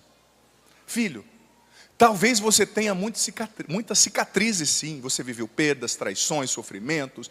Você esperou coisas que não aconteceram. Mas você só se tornou a pessoa que você é, forte e sábia em muitas áreas, por causa desses sofrimentos que você viveu. Então, ao invés de ficar reclamando por esses sofrimentos, agradece a Deus por eles terem estado na tua vida, porque eles te fizeram uma pessoa mais forte, uma pessoa mais apta a vencer, uma pessoa mais sábia, uma pessoa mais humilde, mais modesta. Sabe? E bota isso na tua cabeça. Se uma porta se fechou, se Deus permitiu, é porque Ele tem uma porta melhor. Mas, mais uma vez eu repito, Deus só abre portas novas quando nós abrimos as portas, quando nós fechamos, aliás, as portas velhas. Agora você vai dizer para quem está, não fica me olhando com essa cara assim de assustado, não, tá? Eu só estou aqui para te fazer pensar. Agora você vai olhar para quem está do seu lado e vai dizer para ele o que Deus disse para Natan. Você vai dizer assim: até quando você vai ficar chorando por Saul? Diga para essa pessoa. Agora você vai dar essa ordem para essa pessoa: enche o seu chifre de óleo. Diga para essa pessoa. E vai sonhar o novo sonho que Deus tem para você. Olha só. Gente, eu digo uma coisa para você. Para entrar nesse novo ano, como dizia Santo Agostinho, eu gosto tanto de uma frase de Santo Agostinho que diz assim: ter fé é assinar uma folha em branco e deixar que nela Deus escreva o que Ele quiser. Ter fé é assinar uma folha em branco e deixar que Deus nela escreva o que Ele quiser, o que Deus quiser. Veja bem, você é convidado já, faltando 3 dias e meio, 4 dias que seja para o ano novo, você é convidado hoje a se decidir a dar um beijo de adeus, como Noemi deu em Orfa, e dizer, fica, o que precisa ficar. A reclamação, medo, vitimismo, culpa. Ai, Padre, eu sou muito pecador, Deus te perdoa, o sangue de Jesus te lava. Ai, Padre, eu estou triste, luta contra essa tristeza dia a dia. E se essa é a tua realidade, viva nela. Ai, Padre, eu não queria estar com essa depressão. Eu tenho acompanhado muita gente com depressão. E a pior coisa para quem está em depressão é não aceitar e ficar lutando. Eu não devia estar com esse pensamento. Mas você está, minha filha. O que vai fazer? Vai explodir a cabeça? Não faça isso em nome de Jesus. Padre, eu não devia estar assim, mas você está assim. E daí? Luta com as armas que você tem, mas não desanima. Sabe? É hora de dar um beijo de adeus. Na culpa, no ressentimento. Você não pode entrar no ano de 2020 portando no teu coração essa mágoa antiga. É hora de deixar no ano de 2019, dar um beijo de adeus como Noemi, na tristeza, na baixa autoestima, na necessidade de aprovação dos outros. A liberdade começa quando a necessidade de agradar os outros termina. De querer agradar todo mundo. Você não vai agradar todo mundo. Você não vai ter a aprovação de todo mundo. Nem todo mundo vai entender você, tá? Ai, Padre, mas não devia ser assim. Mas é. Levanta, enche o teu chifre de óleo e vai cumprir a missão que Deus tem para você. Confiança. Assina essa folha em branco no começo desse ano, como disse Santo Agostinho, e deixa Deus escrever. Mas você precisa dar um beijo de adeus. E eu gostei tanto dessa imagem, né? Porque quando a gente fala de se desprender do passado, geralmente qual as imagens que o pregador usa? Passa um facão no que ficou para trás. Usa a marreta. Não, mas Noemi deu um beijo de adeus. Não é bonito? Ou seja, ela se despediu bem. Sabe? A gente tem que saber dizer adeus para as coisas. Talvez as coisas acabaram, mas continuam acontecendo dentro de você. A depressão, por exemplo, é um excesso de passado, né? As coisas já passaram, mas dentro de você elas ainda têm um impacto forte. É com a graça de Deus, é gradativamente. Talvez você não consiga dar o beijo final de adeus hoje. Mas dá o beijo que você consegue, nem que seja um beijinho. O beijo de cada dia vai levar a bitoca final. Usando a metáfora aqui de Noemi, né? Você vai conseguir. Mas é preciso deixar para trás. Você não pode entrar no ano de 2020 com as atitudes velhas. Dá um beijo de adeus. Como eu disse, a baixa estima, a mania de reclamar, de falar mal dos outros. Gente, se a gente soubesse quantas coisas ruins a reclamação atrai para a nossa vida. Talvez até hoje você chegou no final do ano olhando só para o que foi ruim. Infelizmente, o que é ruim, isso a psicologia explica com maestria, parece que as coisas ruins ocupam 80% do nosso HD. O que é ruim tem um impacto maior no nosso consciente e inconsciente. Mas a gente precisa escolher olhar para o que é bom. Porque tem 80% aí de coisas que chocaram, que fizeram barulho, mas tem muito mais que 20% de coisas boas, né? A gente precisa escolher se libertar do vitimismo. Eu gosto tanto daquela passagem de São Paulo aos Filipenses, na qual ele diz o seguinte, olha, me desprendendo do que fica para trás, eu me lanço para frente. E se desprender não quer dizer, por exemplo, você simplesmente esquecer, viu? Dar um beijo, para dar um beijo de adeus, veja bem, o beijo, como eu disse, evoca carinho, evoca amizade, evoca um bom relacionamento. Você muitas vezes, para dar o beijo final de adeus, você vai precisar mexer em algumas coisas dentro de você. Deixar Deus curar as feridas, o sentimento de tristeza, de incapacidade. Por exemplo, dentro de todo adulto difícil, tem uma criança ferida. Dentro de todo adulto problemático, tem uma criança ferida. Um adulto temperamental demais, um adulto confuso, que faz confusão onde vai. Talvez para dar o beijo de adeus nessa criança ferida, você precisa curar ela primeiro, né? Você precisa permitir Deus curar essa criança ferida dentro de você. essa criança egoísta, essa criança que quer sempre atenção, essa criança que se sentiu traída, abandonada, rejeitada no passado e por isso hoje dentro de você continua reclamando atenção. Mas é preciso começar a dar o beijo de adeus. Sabe que uma das imagens do Espírito Santo na Bíblia, na tradição cristã, aliás, é que o Espírito Santo é o beijo de Deus. Que coisa mais linda, né? Uma das imagens na tradição cristã, sobretudo no período patrístico, alguns autores do período patrístico, dos 8 primeiros séculos ali do cristianismo, diziam que o Espírito Santo é o beijo do Pai e do Filho na humanidade. Que coisa linda, não é verdade? Talvez para você conseguir dar o beijo de adeus só pela ação do Espírito Santo, porque sozinho está difícil, padre. Quando eu olho, padre, eu tenho que dar um beijo nos monstros, nos elefantes, padre, que está dentro de mim, nos elefantes da minha vida. Mas Deus hoje está nos dando uma ordem. É preciso dar o beijo de adeus e ir para frente. É preciso deixar no passado o que pertence ao passado, sabe? É preciso deixar no passado o que pertence ao passado. E olha só, para fazer isso, a gente precisa, em primeiro lugar, entender que Deus é o Senhor do tempo. Você sabia que isso nos dá uma tranquilidade muito grande? Deus é o Senhor do tempo. Ele é o alfa e o ômega, o início e o fim. O alfa é a primeira letra do alfabeto grego, com o qual o Novo Testamento foi escrito, e o ômega é a última letra do alfabeto grego. Deus é o meio, o começo, o fim, o tudo. Ele é o Senhor do tempo. Ele é o Senhor do seu passado, Ele é o Senhor do seu presente, Ele é o Senhor do seu futuro. Ele é o Senhor de tudo que acontece. Por isso hoje Ele te pede, me entrega. Entrega a dor do ontem, entrega o projeto do amanhã, entrega a luta do hoje. Eu estou com você.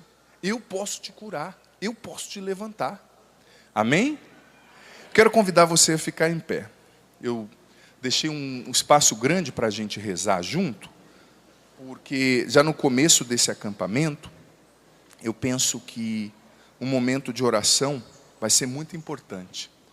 Porque tem coisas que só Deus, gente, vai conseguir tocar dentro de mim e dentro de você, sabe?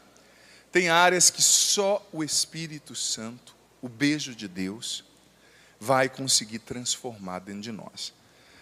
Põe a mão no teu coração por um momento. Você aqui, você em casa. Isso. Respira fundo. Você aqui, você também em casa. Diante de tudo isso que o Padre trouxe, vai respirando, vai se conectando com você mesmo, com Deus. Olha só. Quais são as coisas, filho, filha, aqui em casa, nas quais você precisa dar um beijo de adeus? E veja bem a palavra. Mais uma vez o Padre diz, é beijo. Não é chute de adeus. Não é soco de adeus. Não é pancada de adeus. É beijo. E beijo evoca paz, evoca uma atitude ordeira para a situação, né? Pensa nisso. Ouvindo aqui os acordes dessa canção, eu vou te dar alguns segundos para você pensar. O Espírito Santo já está falando com você. Aqui e em casa. Talvez você está bebendo demais. Você está usando droga. Você está no adultério. Deus não quer isso para a sua vida. Não é o que Ele planejou para você. Talvez sua vida tenha sido uma mentira, filho ou filha. Talvez você ainda está magoado.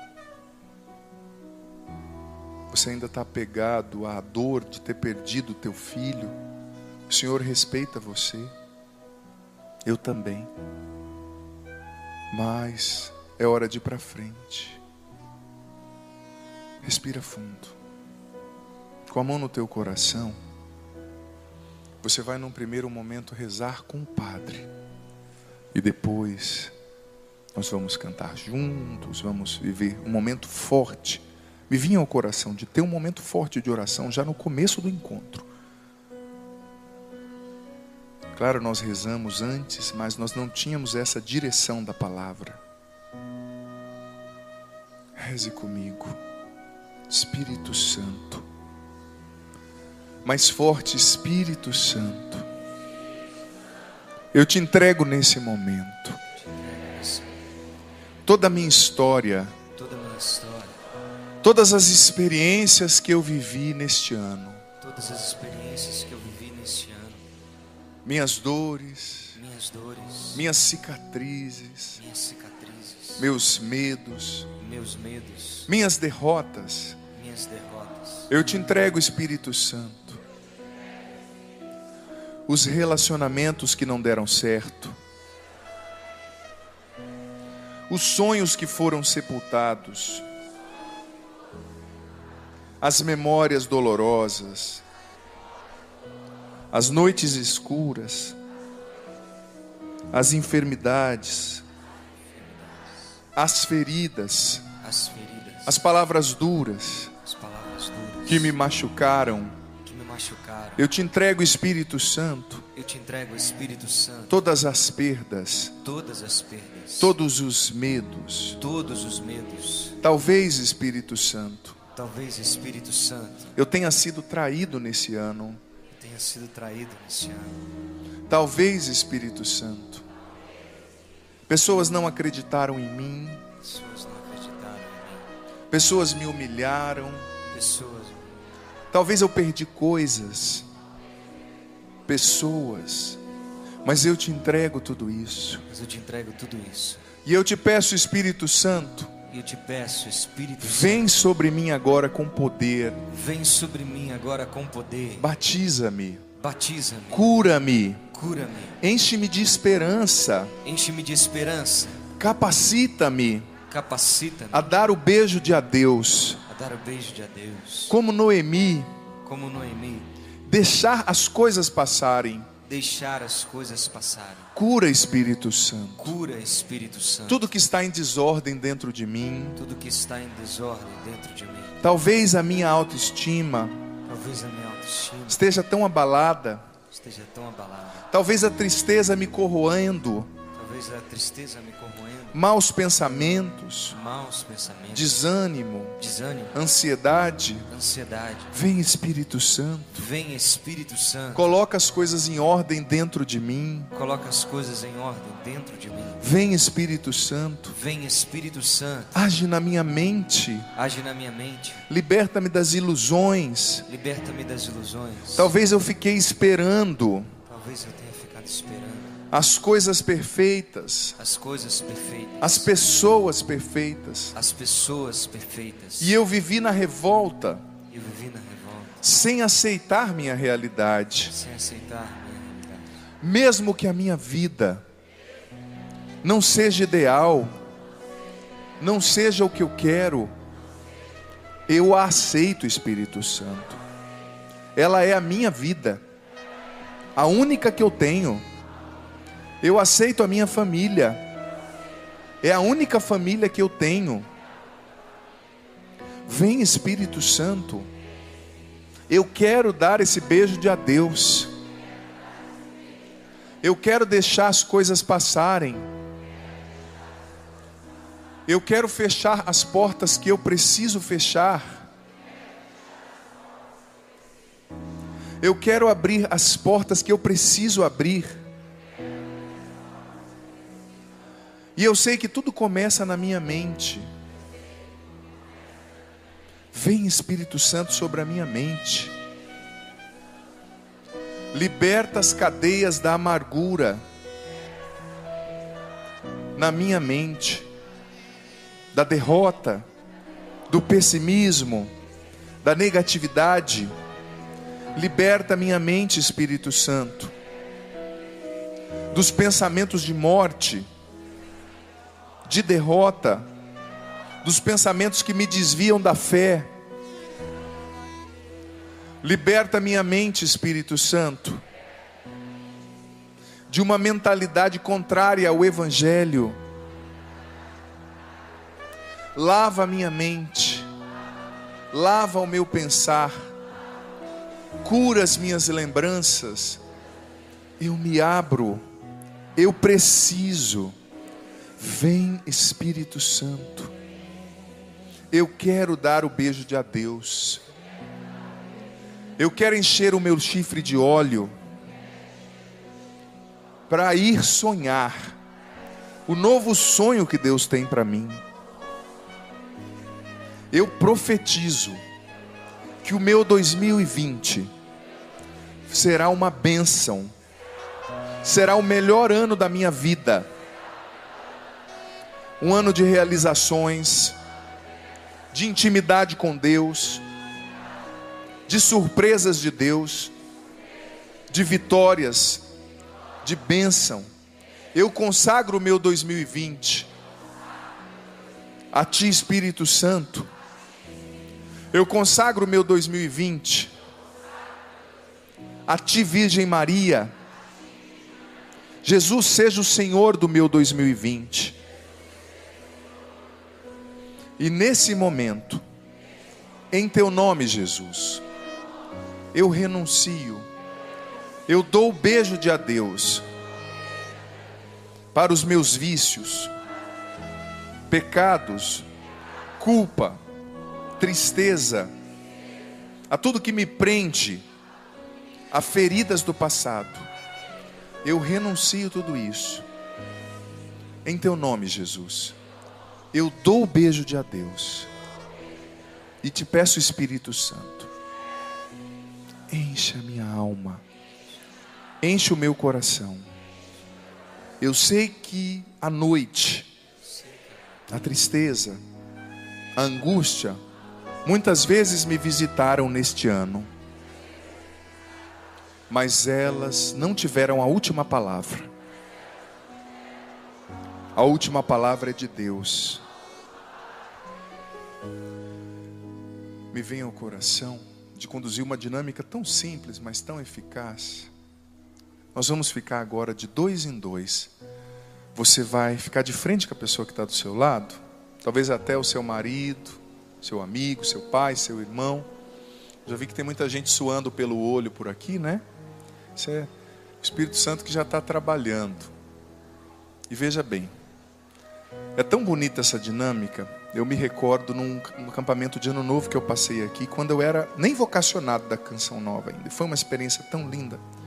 Deus quer usar do outro para tocar você. Então, no primeiro momento, você da esquerda vai respeitosamente colocar a mão no ombro da pessoa que está à sua direita. Coloque a mão no ombro, isso. Sim, pode colocar a mão sobre o ombro. E você que está à direita vai receber a oração. Um reza primeiro e o outro depois vai rezar. Primeiro, quem está à esquerda vai colocar a mão no ombro de quem está à direita. Não quem está à direita colocar a mão no ombro. Só quem está à esquerda, você vai estar à direita receber essa oração. Quem está à esquerda coloca a mão no ombro dessa pessoa e você vai rezar por essa pessoa. Tá certo? Com as suas palavras agora, você vai pedir a Jesus que venha tocar essa pessoa, curar essa pessoa profundamente. No primeiro momento você vai rezar com o padre. Depois, você com as suas palavras vai rezar por essa pessoa, porque Deus quer usar de você. Você não sabe o que essa pessoa traz na bagagem dos seus afetos, das suas emoções, da sua alma. Você não sabe o que ela viveu, mas Deus sabe. Então agora reze comigo, só você da esquerda. Senhor Jesus, eu te entrego esse meu irmão e peço a tua cura profunda. Peço que o Senhor o liberte de todo o mal. Em teu nome, Jesus. Liberta-o de tudo que o amarra, de tudo que o prende, das memórias negativas. Em teu nome, Jesus, eu invoco todas as bênçãos do céu sobre esse meu irmão. E com as suas palavras, reze por essa pessoa agora. Não fique em silêncio. Abra sua boca e vá pedindo. Jesus, derrama o teu espírito. Jesus, abençoa. Jesus, cura. Vai rezando porque Deus quer usar de você.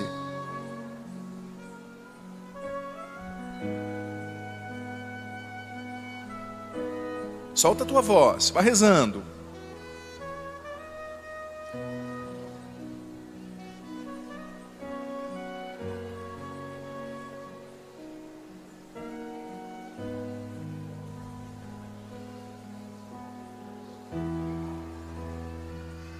Peça do fundo da alma por essa pessoa. Reze.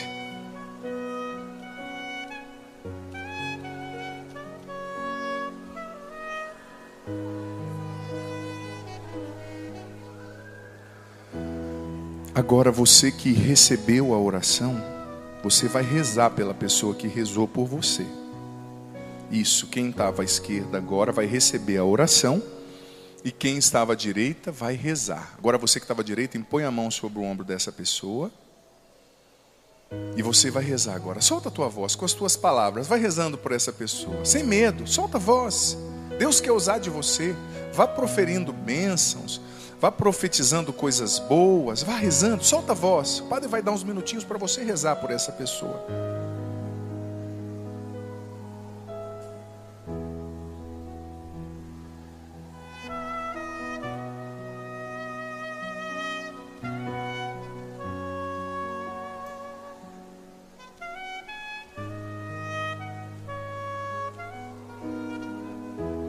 Reze sem medo.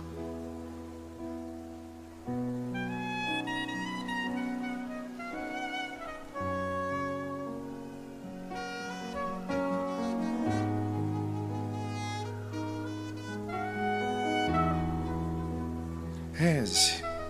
Peça ao Senhor que abençoe. Solta a tua voz, abre a tua boca e vai dizendo. Se você não sabe o que dizer, vai dizendo só: vem Espírito Santo sobre essa pessoa. Vem Espírito Santo curar. Vem Espírito Santo libertar. É tão bom a gente começar já a primeira pregação desse ano novo, encerrando assim, rezando, pedindo a Deus que nos capacite a dar o beijo de adeus. Às vezes por você mesmo você não vai conseguir, como Noemi dá o beijo de adeus. Mas, impulsionado pelo Espírito, você é capaz, sim.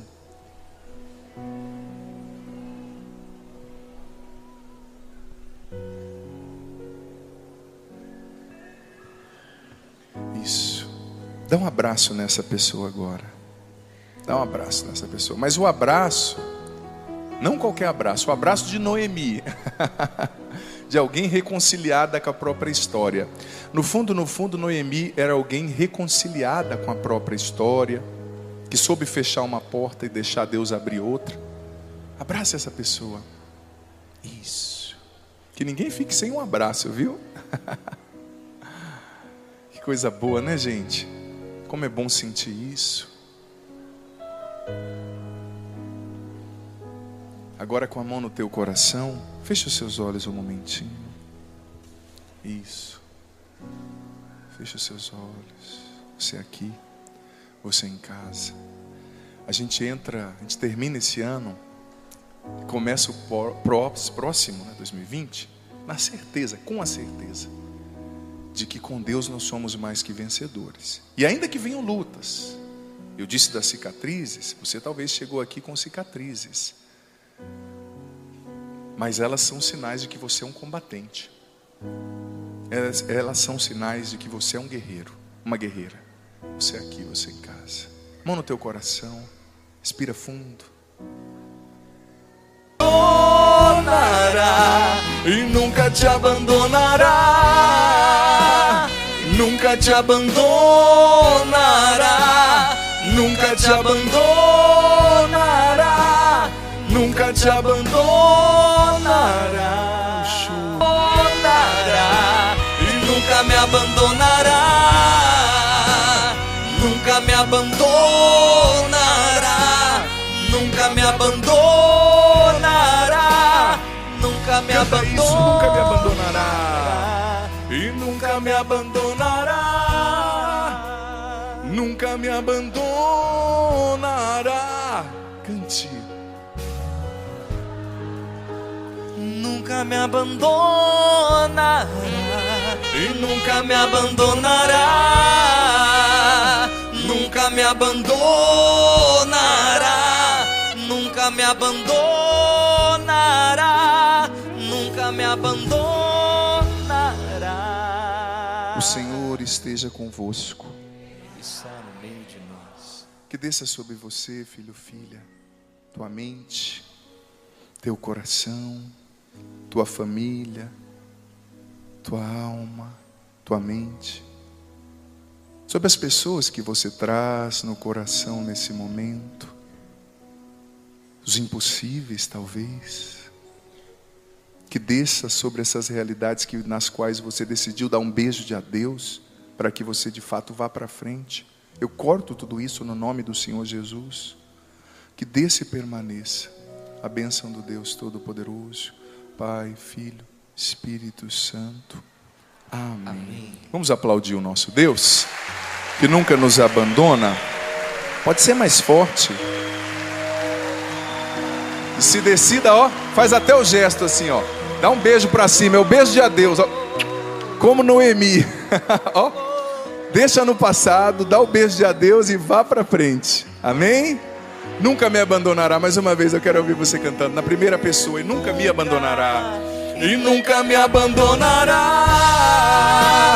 Nunca me abandonará. Nunca me abandonará.